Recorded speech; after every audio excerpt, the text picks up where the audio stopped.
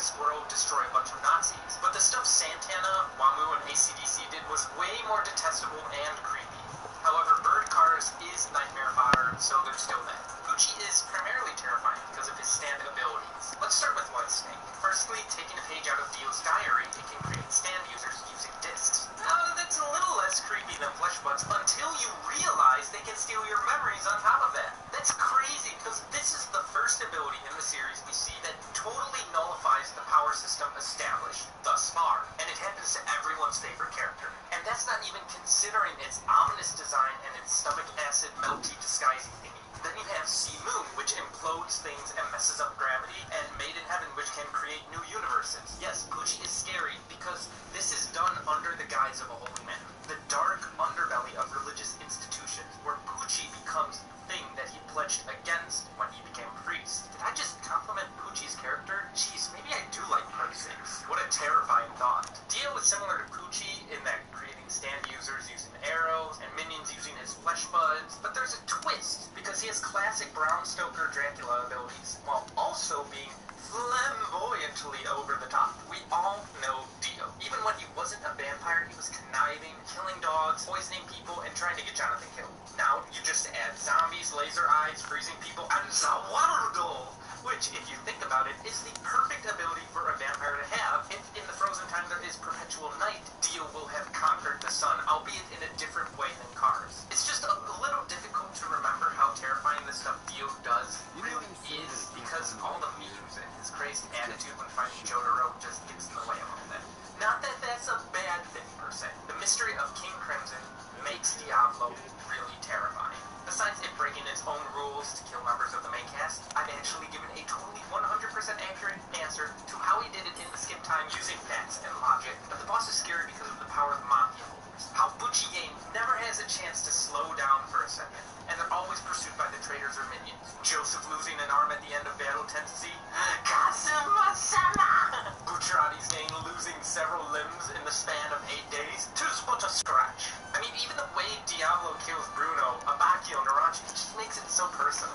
Here we're back to talking about Diego Brando again. Diego in his base form takes the conniving of original Dio and doubles down. He tends to even have a stronger motivation. He could have potentially killed his spouse because he's that focused on his goal. Oh yeah, and he's also a dinosaur. A Utah raptor with dino AIDS. So the zombies from Dio became the dinosaur army for Diego. And look at how meticulous he was while fighting Valentine. You truly realize the power behind his character. Even when you think he's gone, he comes back harnessing the power of Zawardo. I think it's pretty hard to argue that Kira Yoshikage is the most terrifying villain in all of JoJo's Bizarre Adventure. It comes back to psychological horror that I mentioned in my original video. Kira captures all of that perfectly. It comes from the fact that you don't know if you run into this person, but when you do, you die. Angela was the traditional serial killer and is now immortalized in the city. Yeah, Angela. Kira's different because he's one of those situations where you don't expect him. He's always in the background of Morioka, biding his time, waiting for a chance to strike. And if he touches you, you are already dead. Killer Queen is one of the most terrifying stand designs, especially during his initial reveal. Now, I noticed a lot of parallels in the pursuit of the head doctor, as in the stand ability is perfect for protecting the identity of the user. Sheer heart attack will always chase you. The air bubble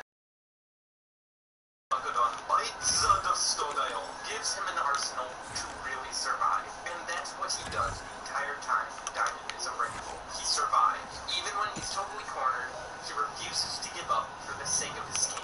What a true legend among men, and what a terrifying Jopo. Thank you so much for watching. I hope you really enjoyed this little Halloween special. I might do some of these non-rankings, but more just thoughts and analysis videos in the future, so let me know what topics I should cover. Have a beautiful doing, and I'll see you all next time.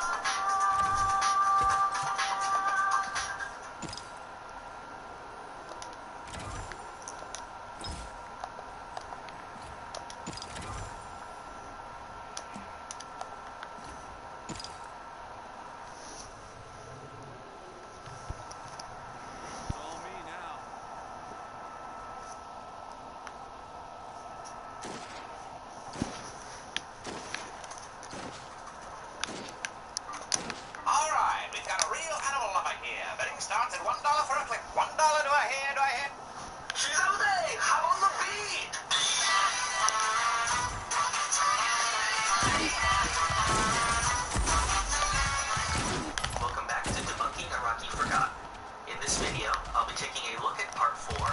While not as popular as Part 3, Part 4 still has a huge amount of misinformation surrounding it, so this will probably turn out to be another long video. As a preface to this video, I want to respond to a sentiment I've seen repeatedly in the comments. Obviously, Araki is not a flawless writer. He has no more or less flaws than any other writer out there, and I'll be covering the actual mistakes he's made in a separate video. As I've already said in my introduction video, I know that some people say it as a joke, but apparently that was not made clear enough, or they just did not watch that video.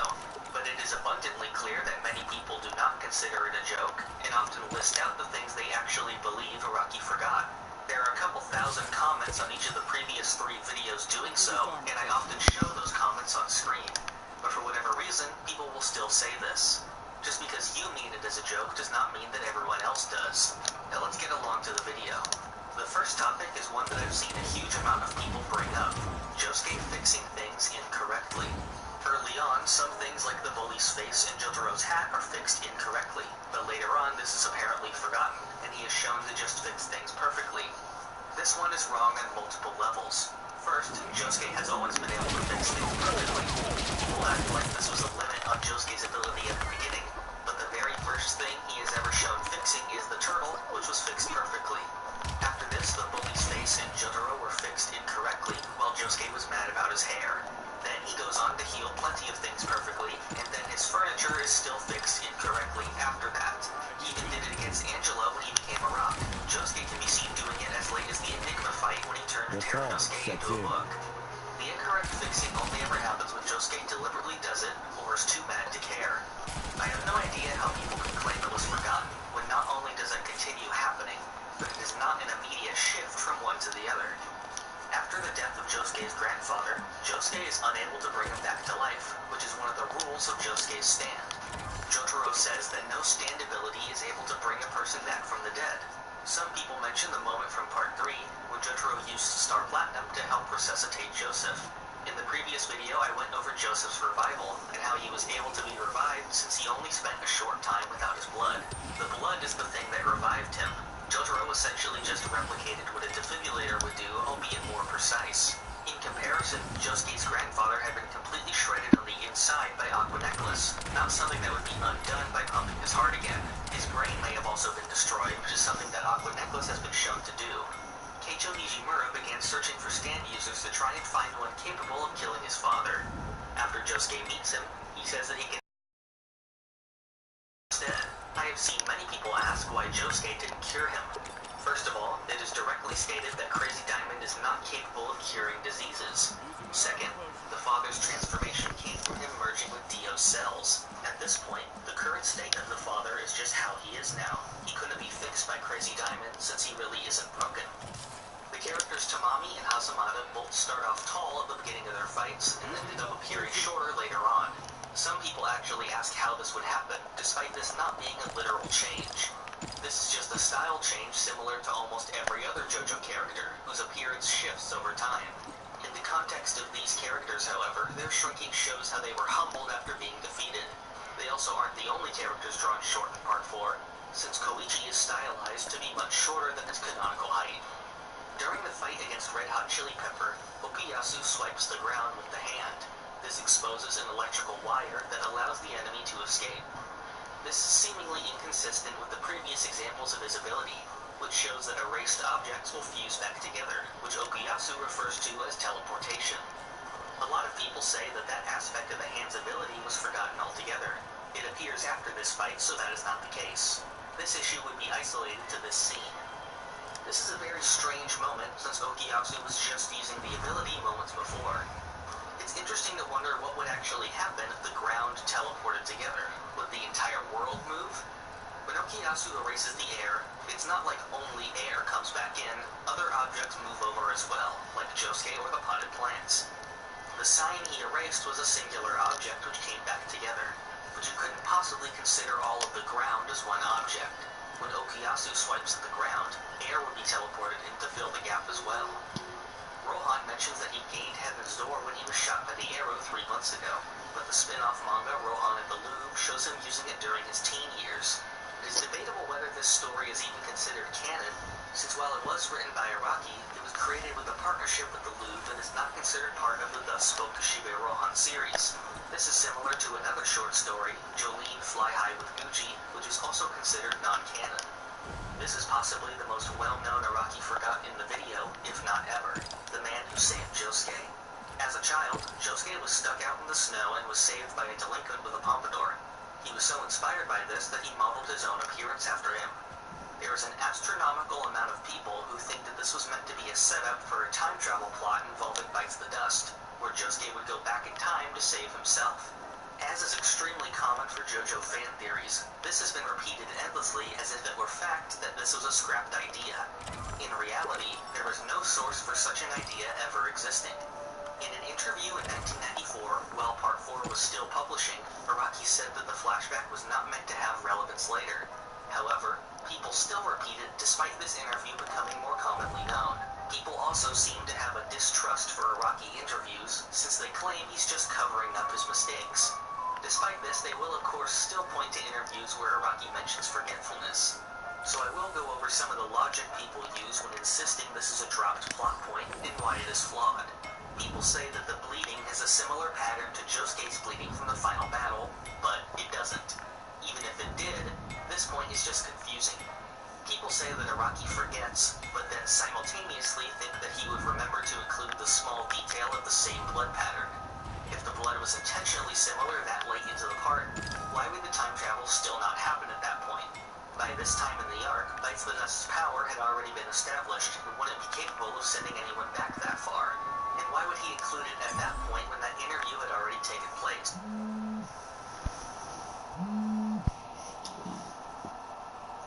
What up? Can I come and do the pool? Sure.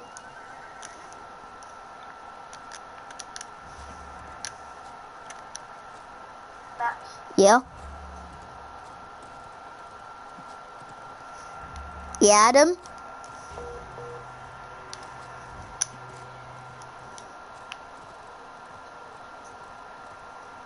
Can I come and do the pool? Yes.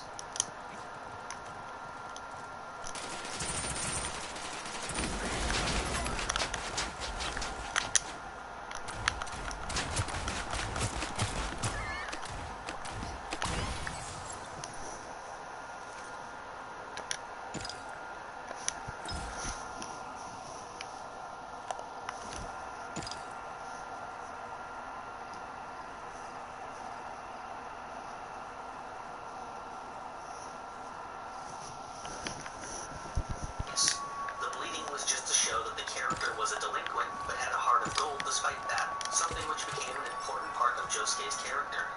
People have also said that the two have the same outfit and pins, when it's just a school uniform and the pins are completely different. People also seem to forget that his hair was actually a popular hairstyle at the time that scene takes place, and that characters within Part 4 repeatedly call his hairstyle outdated.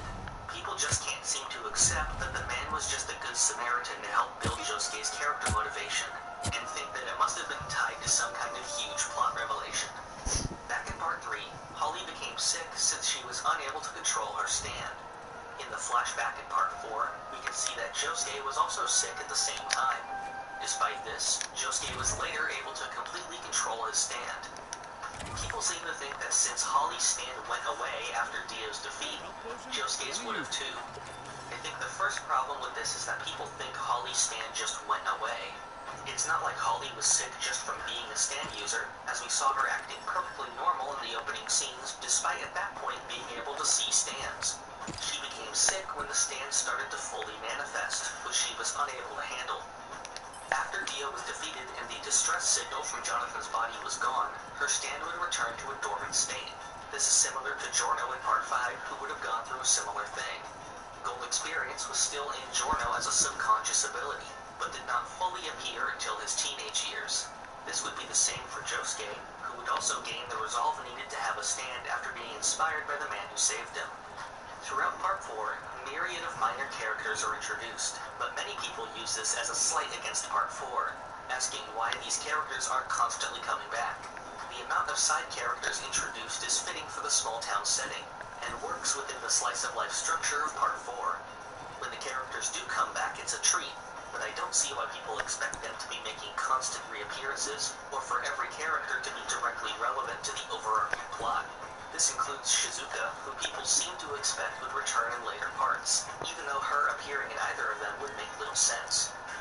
After entering the Ghost Alley, Rohan is now shown using Heaven's Door on Raimi without having to show her a page of his manga. People say that this aspect of his ability was forgotten.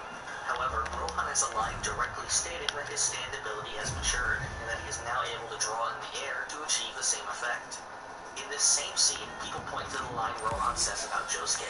He says that the stand still does not work on people who cannot appreciate the art, like Josuke. Later on, he's still shown using the ability on him. Rohan is only saying this because he thinks that Josuke is too tasteless for the art, when previously, Josuke was just too mad to even notice the drawing. Others have said that there are multiple points where a character should have been taken away when they turned around inside the alley. However, the alley will only do that to you if you're in a certain part of it. During Shigechi's death, he is able to retrieve a button from Kira's jacket, which the group uses as a clue to track his identity. Some have asked why Josuke could not use Crazy Diamond on the button to lead them to Kira's location.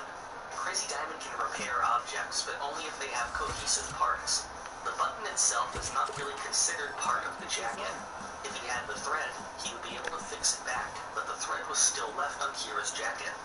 Even if he could fix it back, the button is so small that it would be nearly impossible to follow and keep track of. Kira is shown using his secondary bomb, Sheer Heart Attack, to attack Koichi and Jotaro. People ask why he was never shown using this ability again. They seem to forget that this arc ended with Josuke fixing Sheer Heart Attack back to him, making the ability utterly useless against Josuke, hence its absence in the final battle.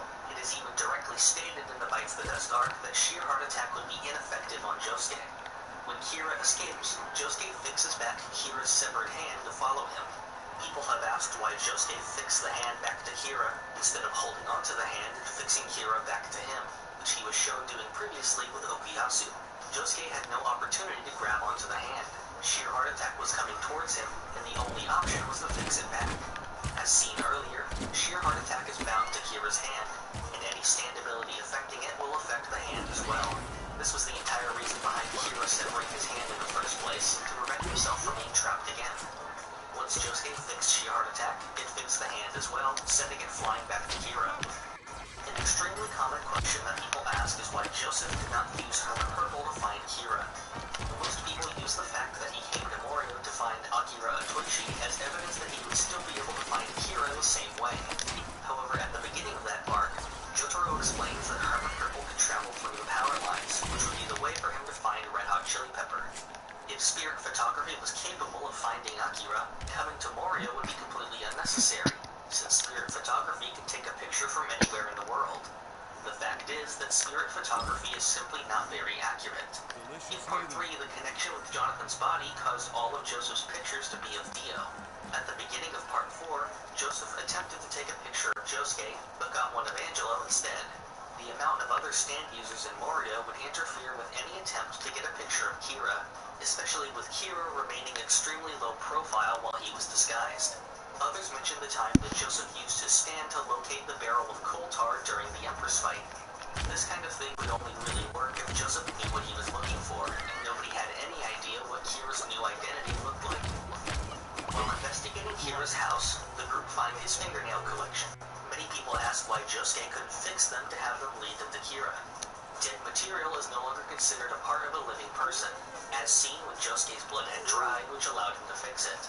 If this blood was considered separate after a few minutes, the nails would be too in a similar length of time. Fresh nails could be fixed back, but since nails are constantly regrowing and replacing themselves, they'd be considered separate after a short period of time. One of the minor characters introduced in Part 4 is Mikitaka, a character who insists that he is an alien. He possesses the power to shapeshift, but is seemingly unable to see stands. Some people expected more to be learned about him, and say that Araki forgot to expand on whether he was really an alien or not. This one is just strange. Mikitaka is a joke character, and the entire point of the joke is that nobody can tell if he's really an alien or just acts strange. Based on what Araki wrote about Mikitaka in JoJo Veller, it is pretty clear that this was left intentionally vague. Expanding on Mikitaka would miss the entire point of the character. The stand Highway Star is shown luring in Rohan using a room, where an illusion of Kira is shown. People seem to think this was forgotten, which you could add to the long list of people saying an ability was forgotten when it wasn't used again. Despite Yuya Fungami only appearing briefly one other time and having no opportunity to use it. Others ask how he could have an ability like this, despite tons of other stands having unrelated abilities before and after this one. While Josuke is riding on the motorcycle, he steals a phone to call Koichi. He accidentally breaks it when he grabs it, so he grabs another one soon after. People say that Araki forgot that Josuke could repair the phone. This is another one which is just insane. I really don't see how people can honestly say this about this random joke scene, when the whole joke is that he got another phone so fast that he didn't need to repair it. Some have asked why Yuya Fungami didn't use his sense of smell to help the group track Kira. Like with a huge portion of Araki Forgots, there wasn't even an opportunity for this